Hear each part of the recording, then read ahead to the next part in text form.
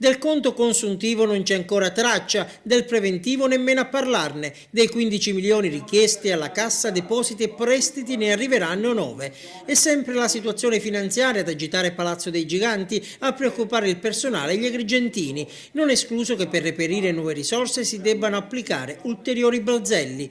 Tra le proposte allo studio altre strisce blu sul lungomare di San Leone e la tassa di soggiorno e stazionamento per i bus turistici che arriveranno nella città dei templi. E intanto sul fronte politico anche il Popolo della Libertà si lancia all'attacco del sindaco e a farlo è Piero Macedonio, un suo ex assessore, entrato in giunta in quota patto per il territorio, movimento ormai defunto ma che aveva svolto un ruolo importante nella elezione di Zambuto, anzi di più, osserva Macedonio. Non siamo stati importanti, il patto per il territorio è stato determinante per l'elezione di Zambuto, ma è storia vecchia ormai, noi volevamo ricostruire. Ancora più pentito allora? Più pentito di come siamo stati è stato lui, Marco, che ci ha fatto pentire, ci ha dato i mezzi per pentircene, ma ormai è acqua passata, dai.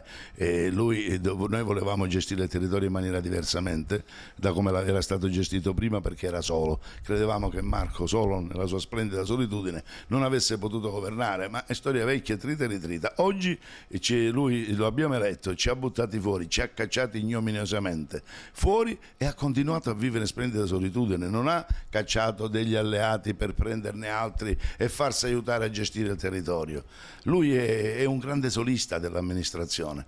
Ad Agrigento a più riprese si è parlato di larghe intese, una formula che avrebbe avuto un senso anche qui da noi, spiega Macedonio, ma Zambuto si è sempre opposto a questo modello. A Roma le larghe intese sono fatte e lì c'è il destino del paese. Qui da noi queste larghe intese non si sono potute fare perché il signor sindaco e il suo grande suggeritore vogliono stare da soli. Il comune di Agrigento è veramente una platea di solisti, è solo il sindaco ed è solista il sindaco, sono solisti i consiglieri comunali, perché non ne vedo più quelle grandi organizzazioni politiche, un consigliere comunale oggi è qua, domani passa là, cioè non c'è un ordine, un'organizzazione, non c'è una educazione del laboratorio politico, per la verità, ma in questo marasma il sindaco deve comandare la baracca, deve fare il direttore d'orchestra, lui invece è un solitario come gli altri. Quale potrebbe essere la via d'uscita? E dando le dimissioni del sindaco e poi un giovane quarantenne che sia l'espressione di una serie di forze politiche che fanno una vera larga intesa e vadano avanti a trovare le soluzioni per migliorare il territorio.